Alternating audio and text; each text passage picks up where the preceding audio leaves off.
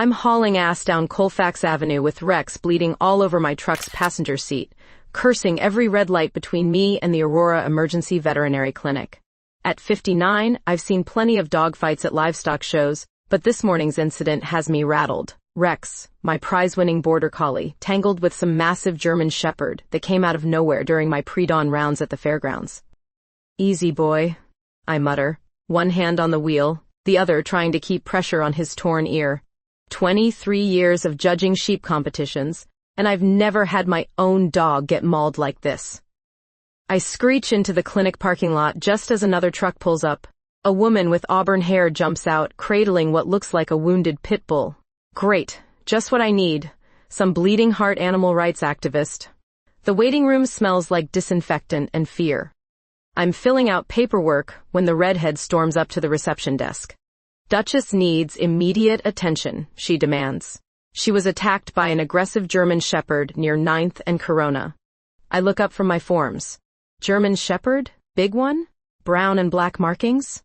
Her brown eyes narrow. You know the dog? My Rex here got worked over by the same animal this morning, down at the livestock grounds. She glances at Rex, then back at me. Livestock grounds? You're one of those competition people. The way she says, competition people, like we're running illegal cockfights, gets my hackles up. I'm a certified sheep judge, been doing it longer than you've probably been alive. And I'm president of the Aurora Animal Protection Society, Lila Edwards.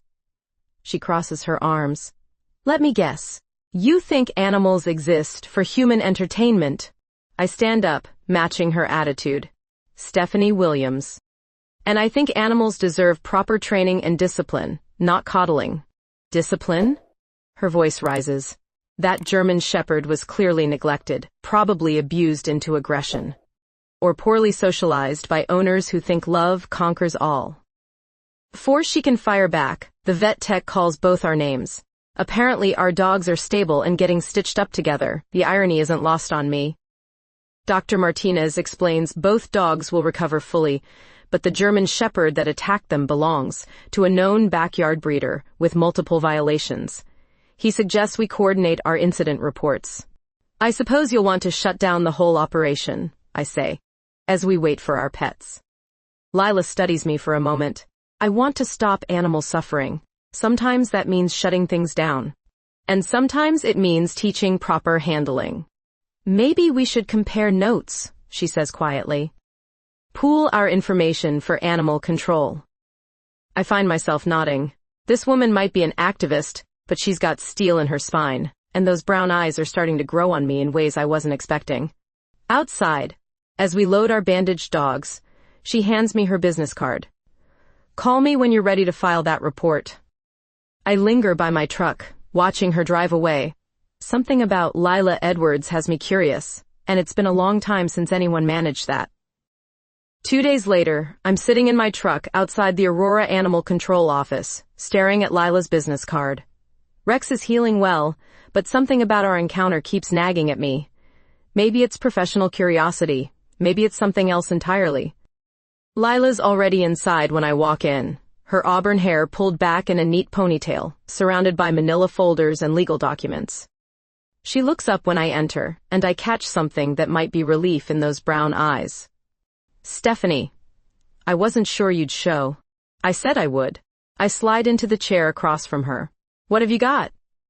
She spreads out photographs, veterinary reports, and incident documentation with the precision of someone who's done this before. Herman Kowalski, the owner of that German shepherd, has 7 violations in the past 2 years. Neglect, inadequate housing, failure to provide medical care. I study her paperwork, impressed despite myself. This is thorough work. I document everything. Learned the hard way that animal control needs bulletproof cases. I pull out my own notes, considerably less organized but covering Rex's injuries and the shepherd's behavior patterns. The dog showed signs of fear-based aggression. Probably hasn't been properly socialized. Lila leans closer to read my observations, close enough that I catch her scent. Something clean and floral. You really know animal behavior. 23 years of reading sheep, dogs, and stubborn ranchers teaches you things. When the animal control officer reviews our combined evidence, he nods approvingly. This gives us grounds for immediate removal and possible criminal charges. Outside, Lila stops by my truck. Thank you. I couldn't have built this strong a case alone. Your documentation made mine look amateur. She laughs, and it's a surprisingly warm sound. Want to grab coffee? I owe you for making this stick. I should say no. Should head home to my quiet farmhouse and forget about auburn-haired activists with gentle laughs. Instead, I hear myself saying, sure. The diner she picks is nothing fancy, but the coffee's strong and she orders pie like someone who actually eats. I find myself watching her hands as she talks, elegant fingers gesturing as she explains the sanctuary's mission. Most people think we're just crazy cat ladies, she says. But animal welfare connects to everything. Domestic violence, community safety, basic human decency. In competition circles, they think I'm some hard ass who cares more about ribbons than animals. Do you? The question catches me off guard. Care more about ribbons? Hell no, the animals always come first. She studies my face like she's trying to solve a puzzle. Then why do you do it? Because done right, competition showcases the best of what animals can achieve. It celebrates the bond between human and animal when both are working together. And done wrong? Done wrong, it's exploitation. I meet her eyes. Same as rescue work, I imagine.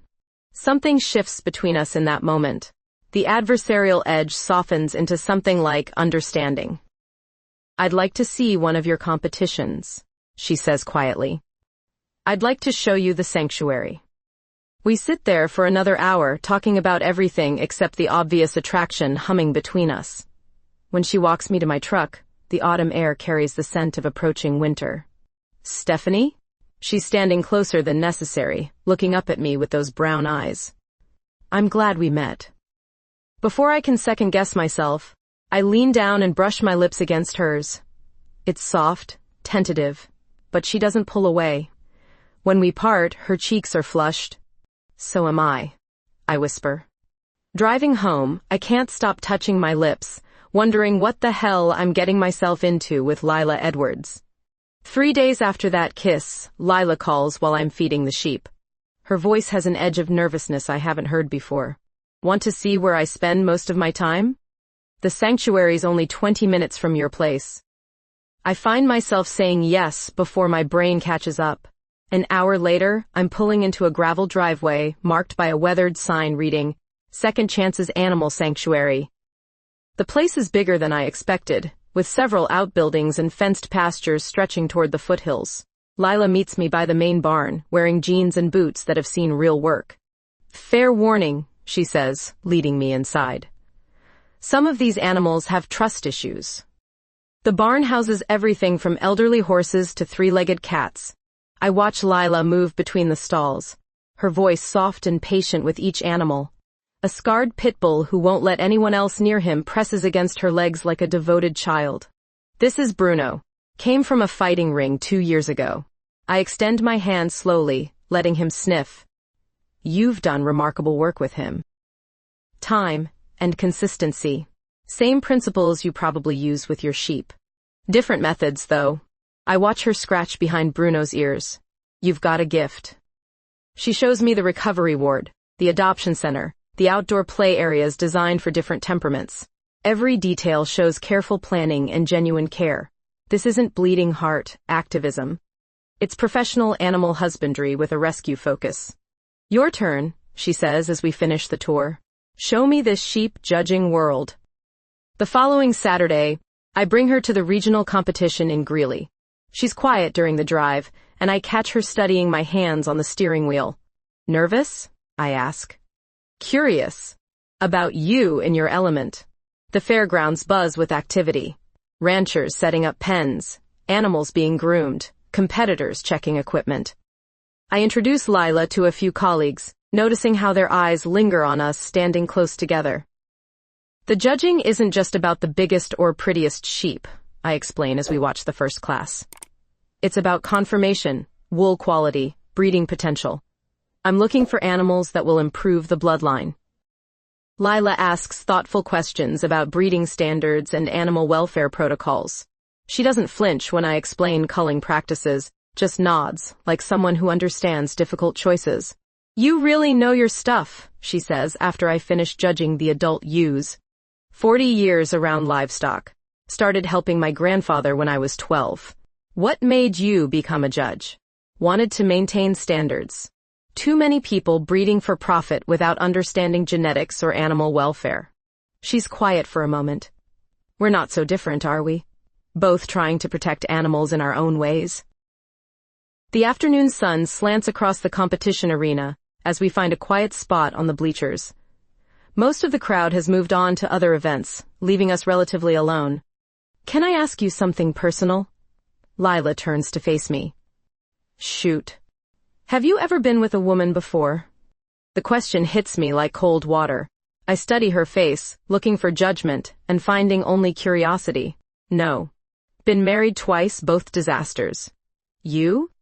A few relationships, nothing that lasted. She hesitates. I keep thinking about the other night, the kiss. Me too. What are we doing here, Stephanie? I look out over the fairgrounds, at the life I've built around routine and solitude and predictable patterns. Then I look at Lila with her warm eyes and gentle hands and the way she makes me feel like maybe 59 isn't too late for something new. I don't know, I admit. But I'd like to find out. She reaches for my hand, threading our fingers together. I haven't felt like this about anyone in years. Like what? Like I want to know everything about you. Your favorite movie, how you take your coffee, what you think about when you can't sleep. The setting sun paints everything golden. The arena, the mountains in the distance, Lila's face as she leans closer. When she kisses me this time, it's not tentative. It's sure and warm and full of promise. We break apart slowly, her forehead resting against mine. This is crazy, I whisper. The best things usually are. I'm replacing fence posts Tuesday morning when I hear a car coming up my gravel drive. Rex barks once from his spot on the porch, then settles. He's learned to recognize Lila's truck by now. She climbs out carrying a thermos and what looks like a bakery box, wearing work clothes and that smile that's been haunting my thoughts for weeks. Thought you might need coffee, she calls out. And I may have made too many blueberry muffins. Just happened to make extras, huh? I set down my post-hole digger, wiping sweat from my forehead. And just happened to drive 20 minutes to bring them to me? Rex is still recovering. I wanted to check on him. Rex, hearing his name, trots over for attention, his bandaged ear hardly slowing him down. Lila crouches to examine him, her hands gentle as she checks his healing wounds. He looks good. You've been taking excellent care of him. I've had practice.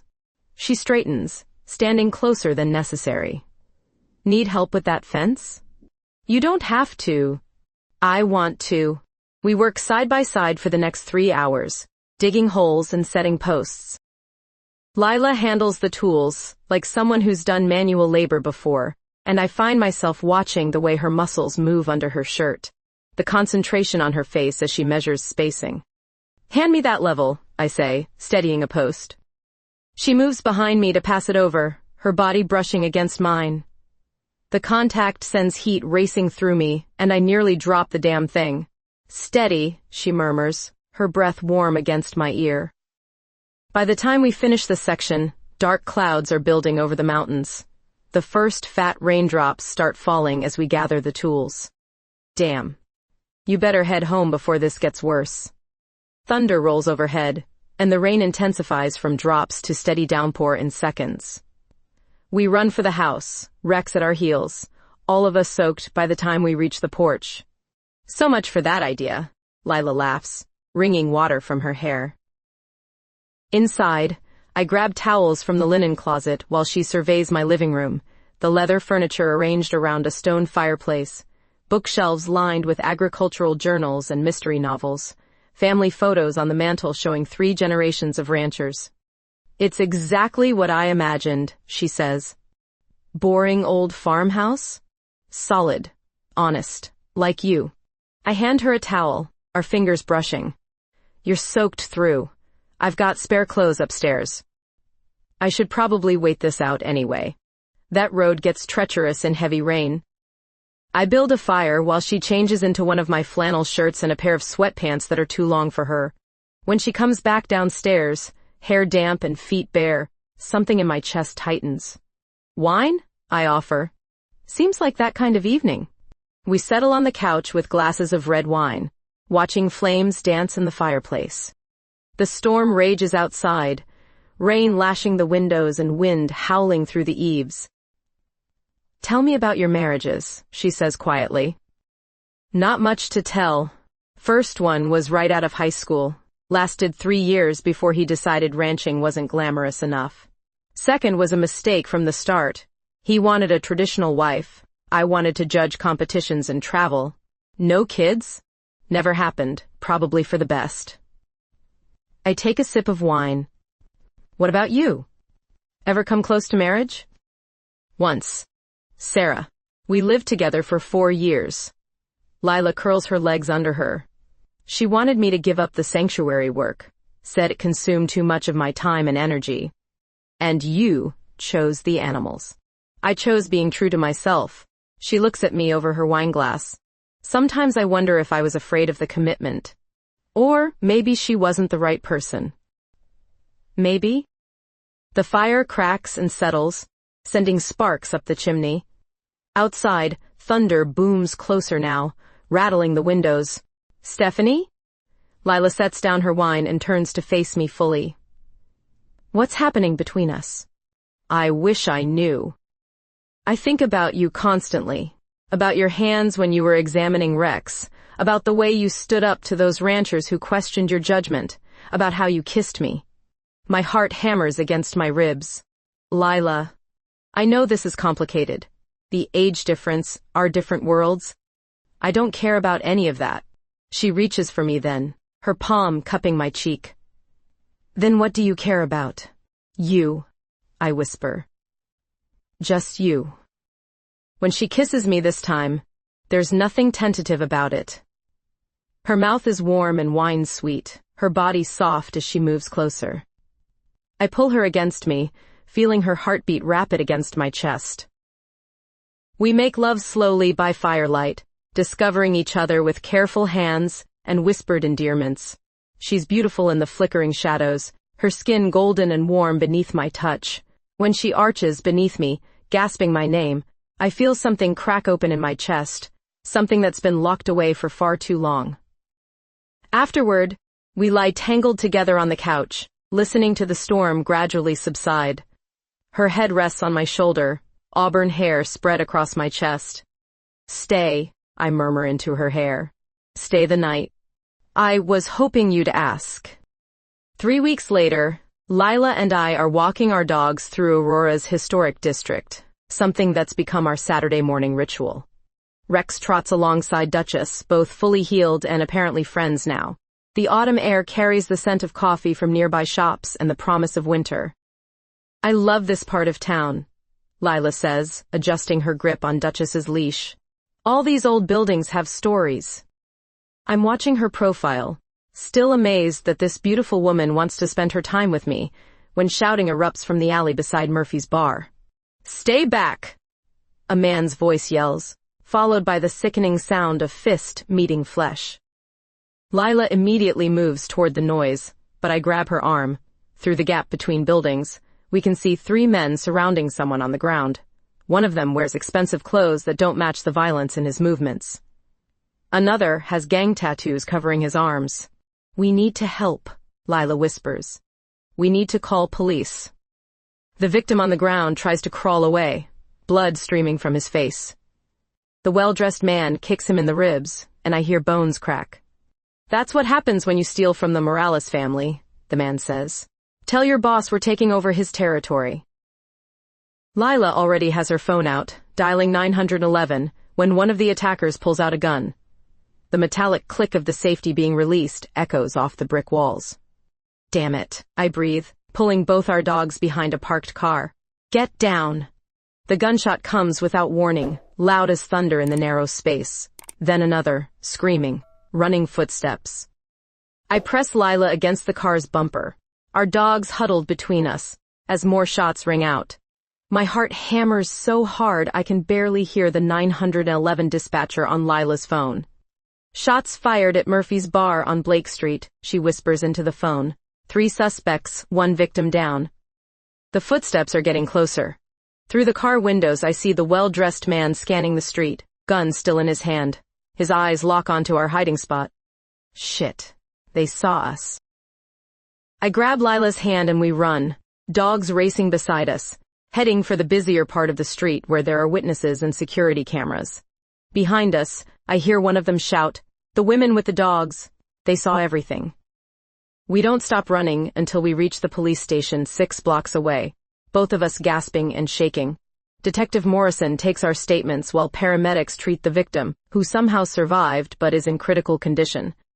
The Morales organization has been expanding their drug operations, Morrison explains. This was a territorial dispute with the East Side crew. You 2 witnessed a murder attempt. Will they come after us? Lila asks, her hand finding mine. We'll provide protection, but these guys have long memories. I'd recommend staying somewhere secure until we can make arrests. Driving home, Lila is unusually quiet.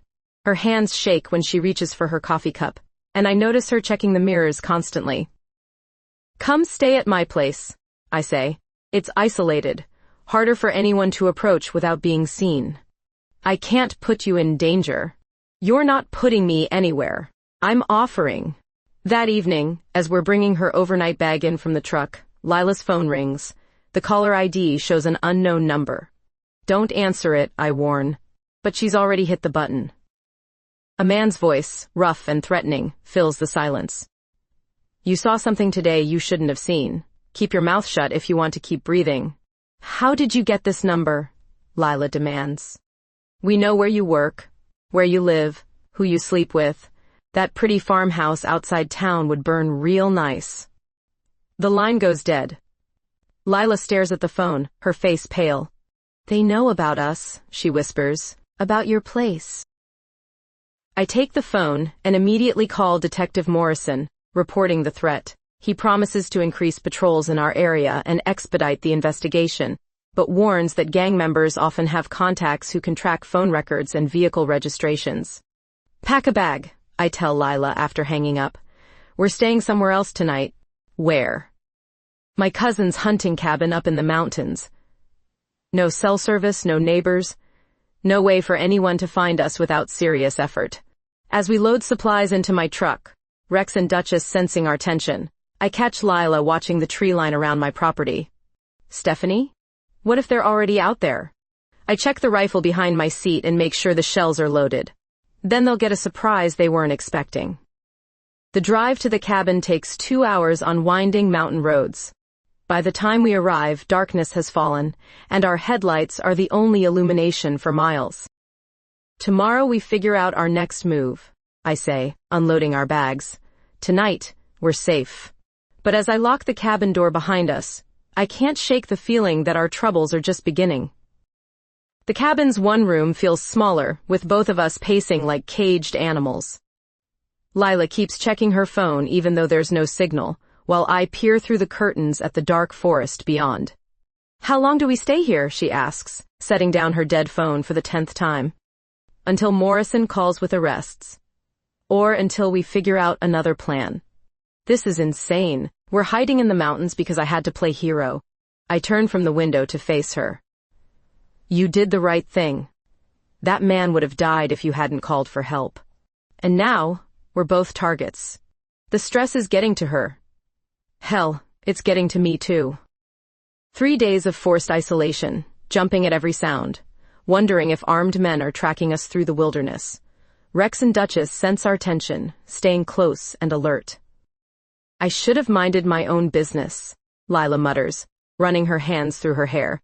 Should have kept walking and let them kill that guy. That's not who you are. Maybe it should be. Maybe caring about everyone gets people hurt. I've had enough of watching her tear herself apart. Stop it. You saved a man's life. And put yours in danger. My choice. Is it? Really? She whirls to face me. Or are you just stuck with me now because I'm too stubborn to run away alone? The accusation hits harder than it should. You think I'd be here if I didn't want to be? I think you're too decent to abandon someone in trouble. You're right. I wouldn't abandon someone in trouble. I step closer. But that's not why I'm here. Then why? Because I'm falling in love with you, you damn fool. The words hang in the air between us. Lila's eyes widen, her anger dissolving into something vulnerable and uncertain. Stephanie, I know it's crazy. I know we've only known each other a few weeks, but watching you risk everything to help a stranger, seeing you worry more about my safety than your own. Damn it, Lila. You're the bravest person I've ever met. She closes the distance between us, her hands framing my face.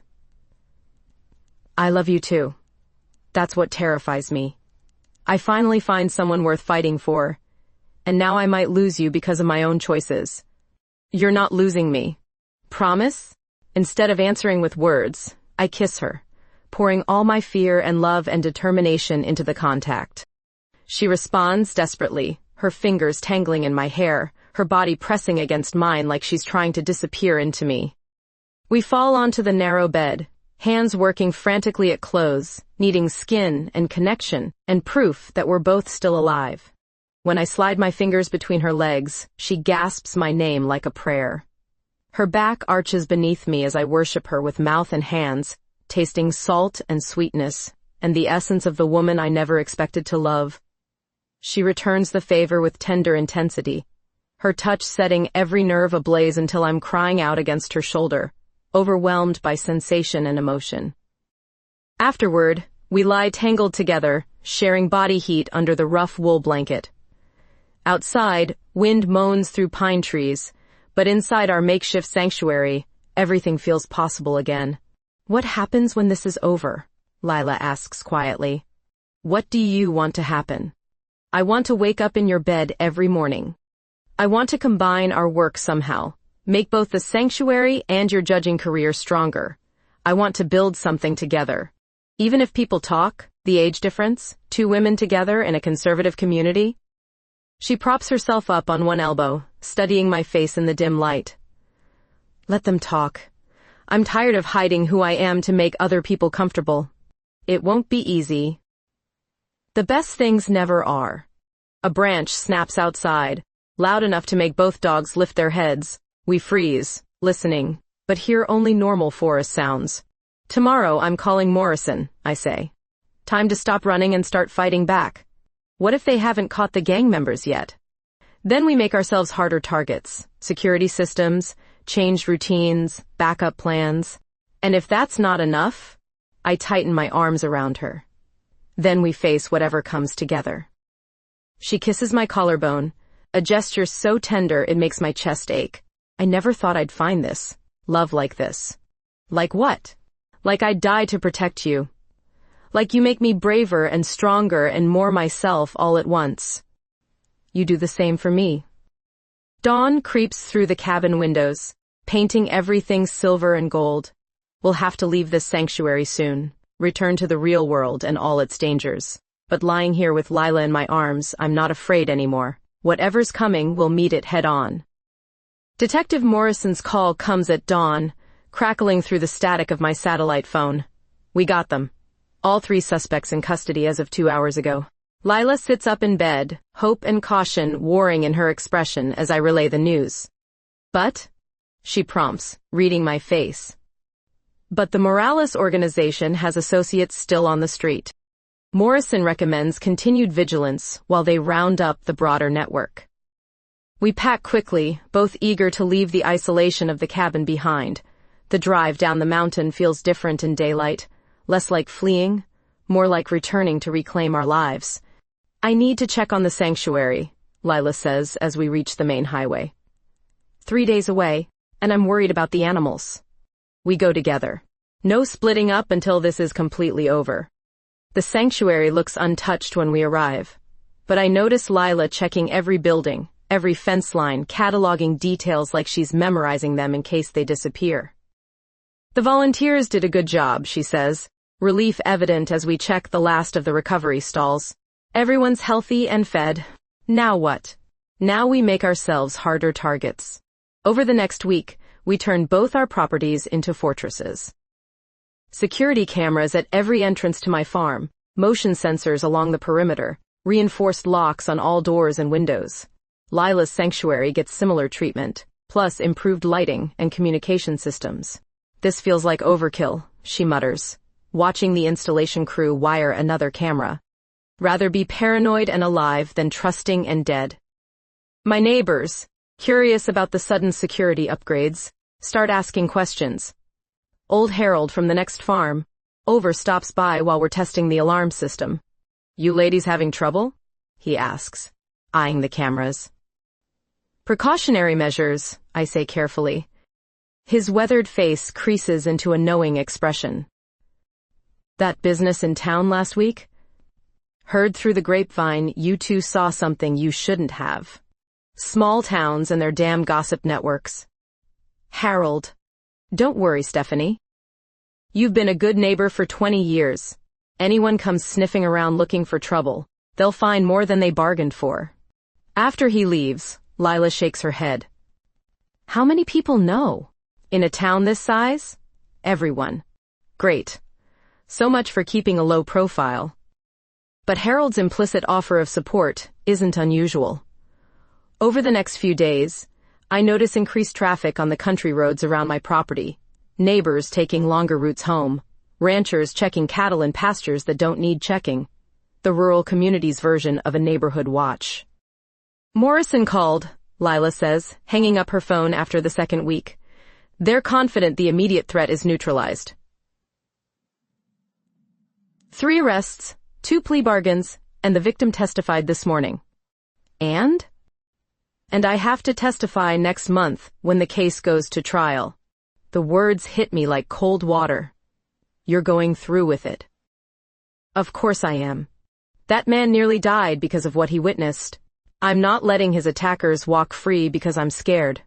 They could still have people on the outside, associates looking for revenge. She turns to face me fully, her brown eyes steady and determined. Would you respect me if I ran away now? The question cuts straight to the heart of why I love her. Lila Edwards doesn't back down when doing the right thing matters, even when it costs her. No, I admit, I wouldn't. Then support me. Always. She crosses to where I'm standing by the kitchen window, her arms sliding around my waist. What if something happens? Nothing's going to happen. But if it does, I kiss her forehead, breathing in the familiar scent of her shampoo. Then we deal with it. Together. I used to think I was brave because I worked alone. Easier to risk only your own safety. And now? Now I know real courage is risking everything for someone you love. Outside, Rex and Duchess chase each other around the yard. 2 former enemies, now inseparable companions. Like their owners, they've found something worth protecting in each other. The trial's in Denver, Lila says. 2 days of testimony, then it's over. We'll take a long weekend. Make it a celebration when you're done. What if the defense attorney tries to discredit me? Claims I'm biased because of my animal rights work. Then you tell the truth and let the jury decide. She leans into me, solid and warm and alive. I love that you believe in me. I love that you give me reasons to. The security system chimes as a car turns into the driveway. Through the cameras, I see Morrison's unmarked sedan. Probably just an update, I say, but Lila's already tensing in my arms. Morrison climbs out alone, no backup, his expression cautiously optimistic rather than grim. Still, my hand moves instinctively toward the rifle cabinet. Ladies, he greets us at the door. Good news. The last of the Morales associates was picked up this morning. Networks completely dismantled. The relief that floods through me is so intense I have to sit down. It's really over? Lila asks. It's really over. You can go back to your normal lives. Normal lives. I look at Lila, at the woman who's turned my quiet existence upside down in the best possible way, and realize our normal is just beginning. The Autumn Livestock Championship arrives faster than I expected. 6 weeks since the gang arrests.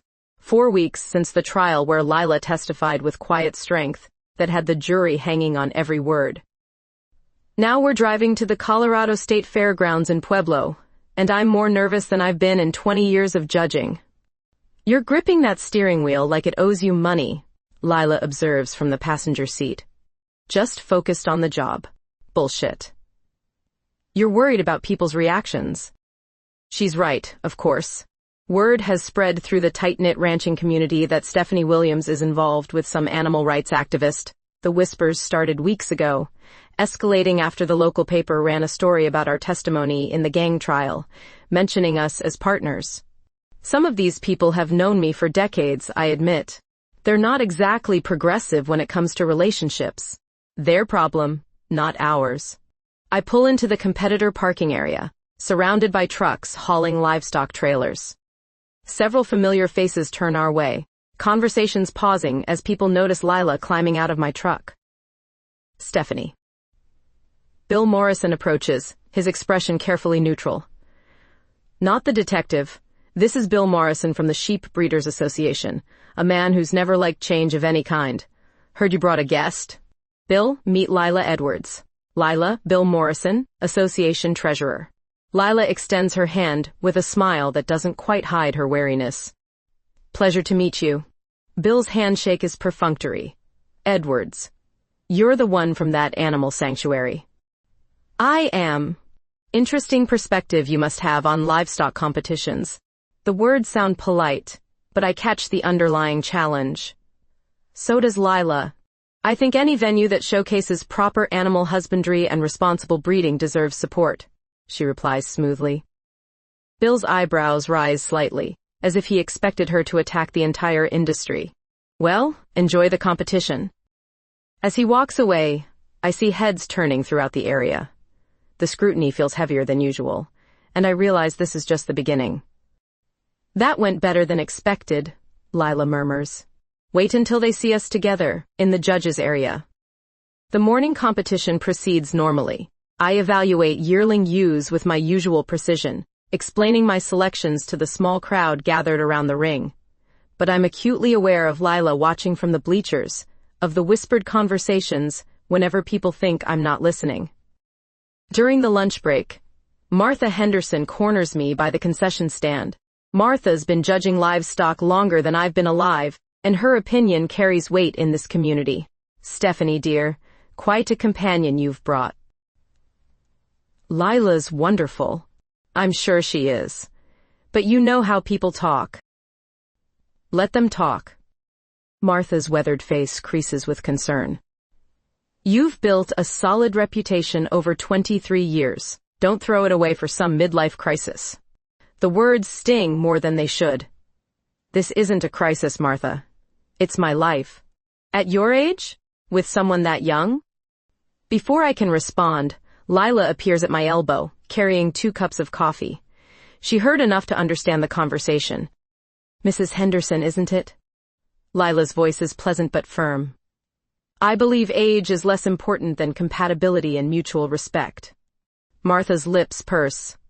Young lady, you don't understand the pressures of this community. I understand that Stephanie is the most knowledgeable, fairest judge I've ever watched work.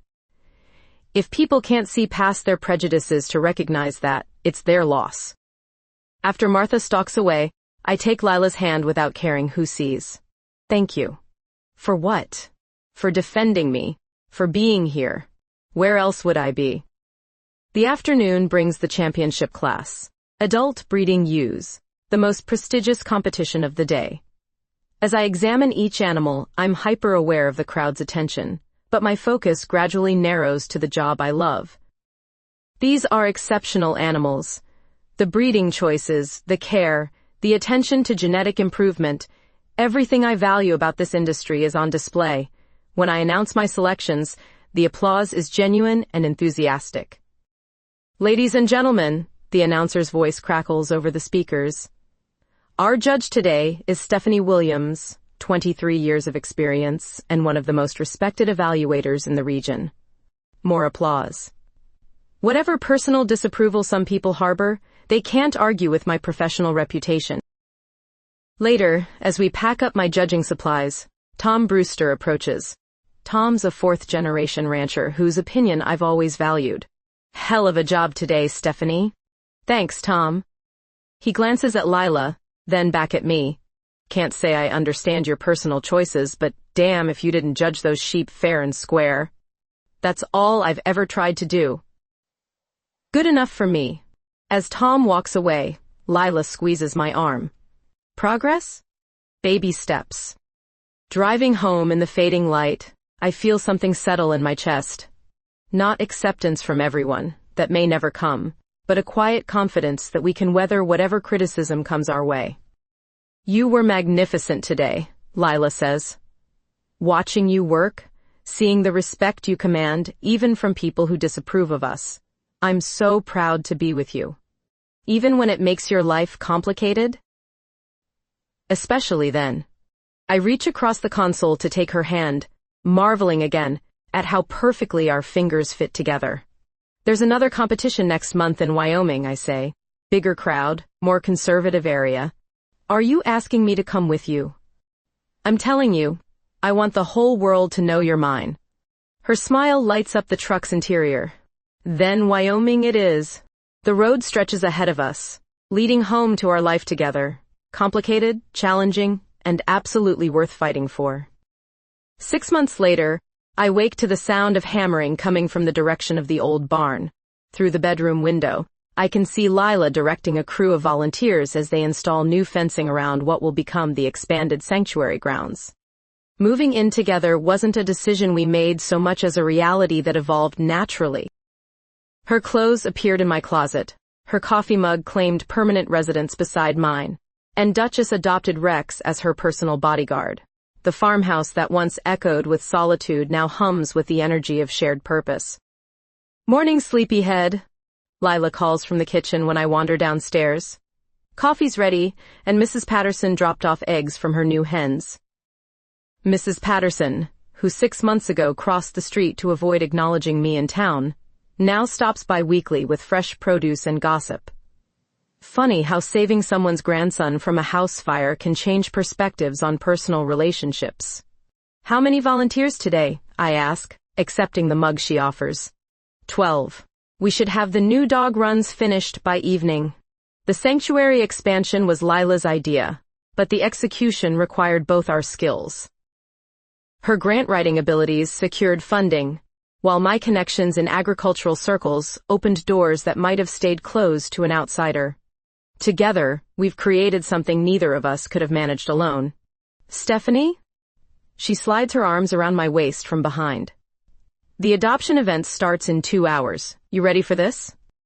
Today marks the official opening of our combined operation. Second Chance's Sanctuary and Williams Agricultural Consulting, co-located on my property. 12 rescue animals need homes, and we've got families coming from 3 counties to meet them. Ready as I'll ever be. By 10 o'clock, the yard is full of cars, children, and excited barking. I watch Lila move between potential adopters, matching personalities and lifestyles with animals who need specific types of care. A retired couple falls in love with an elderly golden retriever who's been returned twice for being too quiet. A young family with twin boys can't resist the 3-legged pit bull who thinks he's a lapdog. That's the magic, says Dr. Martinez, the veterinarian who's become both friend and professional partner. Lila sees connections other people miss. She's got a gift. So do you. Those sheep breeding consultations you've been doing? My clients say you've revolutionized their operations. The business merger happened gradually, born from late-night conversations about combining animal welfare with agricultural excellence.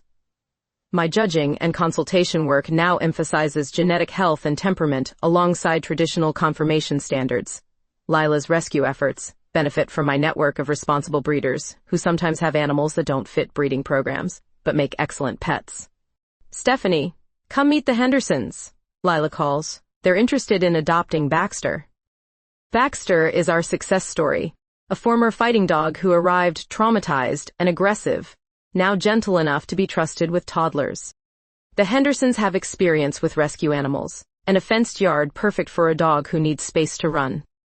As I watch them interact with Baxter, his tail wagging tentatively at their patient approach, I feel the familiar satisfaction of witnessing second chances in action. By late afternoon, 10 of our 12 animals have found homes. The volunteers pack up tables and clean feeding stations, while Lila updates adoption paperwork. Not bad for our first official event, she says, checking her clipboard. Not bad at all. We're cleaning up the last of the adoption supplies, when Rex comes trotting over with something in his mouth. A small velvet box that definitely wasn't part of today's activities. Rex, what have you got there, boy? He drops it at my feet with the proud expression of a dog who's completed an important mission. Lila looks from the box to me, her eyes widening. Is that what I think it is? I pick up the box, my heart hammering against my ribs. Depends what you think it is. Stephanie. I know we haven't talked about marriage. I know some people still think we're crazy, but damn it, Lila, I want to spend whatever years I have left making you happy. I drop to one knee in the middle of our muddy yard, surrounded by empty dog crates and scattered adoption flyers. Not romantic by conventional standards, but perfect for us. Will you marry me? The ring is simple. A platinum band with 3 small diamonds that catch the late afternoon sun. Lila's hands fly to her mouth, tears streaming down her cheeks. Yes. Oh, Stephanie, yes. I slide the ring onto her finger with shaking hands. Then she's pulling me to my feet and kissing me while Rex barks his approval and the remaining volunteers applaud. How long have you been planning this? She asks when we break apart. Since the day you defended me to Martha Henderson. That's when I knew you'd fight for us no matter what. Always. As the sun sets over our shared property, we stand on the porch, watching Rex and Duchess chase each other around the yard. The sanctuary animals are settling into their evening routines, and tomorrow will bring new challenges, new animals to help, new prejudices to overcome. Any regrets? I ask, threading my fingers through hers. Only that it took us 59 and 35 years to find each other. Think we can make the next 20 count? She turns in my arms, her engagement ring catching the porch light. Stephanie Williams, I'm going to love you until the day I die and probably beyond. Promise? Instead of answering with words, she kisses me again, and I taste our future. Complicated and challenging and absolutely perfect. Rex barks once from the yard, as if sealing the deal, and somewhere in the distance a coyote calls to its mate. We're home.